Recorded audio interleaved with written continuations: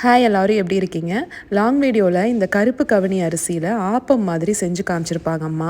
அந்த ரெசிபியை ஷேர் பண்ணுறேன் அப்படின்ட்டு சொல்லியிருந்திருப்பேன்.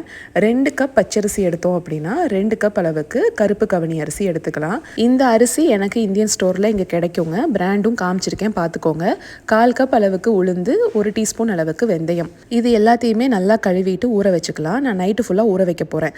காலையில் அரைக்கும் போது வேறு என்ன சேர்த்து அரைக்கிறேன் அப்படிங்கிறத நாளைக்கு வர ஷார்ட்ஸில் உங்களுக்கு டீட்டெயிலாக காமிக்கிறேன். இன்ஸ்டா டிஎம்மில் ஒருத்தவங்க இந்த பாக்ஸை காமிக்க சொல்லியிருந்தாங்க. நான் பேண்ட்ரி ஆர்கனைசேஷன்லேயே டீட்டெயில்டாக உங்களுக்கு காமிச்சிருந்துருப்பேன். மேபி அவங்க ஷார்ட்ஸ் மட்டும் தான் ஃபாலோ பண்ணுறாங்க அப்படின்ட்டு நினைக்கிறேன். நான் அமேசானில் தாங்க வாங்கினேன், வேறு எங்கே கிடைக்கும் அப்படின்ட்டு எனக்கு தெரியலை. இன்றைக்கி பிரேக்ஃபாஸ்ட் காம்போ என்னென்னா கேரட் பன்னீர் போட்டு சப்பாத்தி, காளான் கேப்சிகம்லாம் போட்டு ஒரு கிரேவி. கேரட் பன்னீர் சப்பாத்தி பிளேலிஸ்ட்டில் இருக்குது. வழக்கம் போல் தான் கிரேவி. அரைச்சி ஊற்றுறதுக்கு மட்டும் தேங்காய் பூவும் முந்திரி பருப்பும் சேர்த்துக்கிட்டேன். நம்ம நாளைக்கு ஒரு ஷார்ட்ஸில் பார்க்கலாங்களா?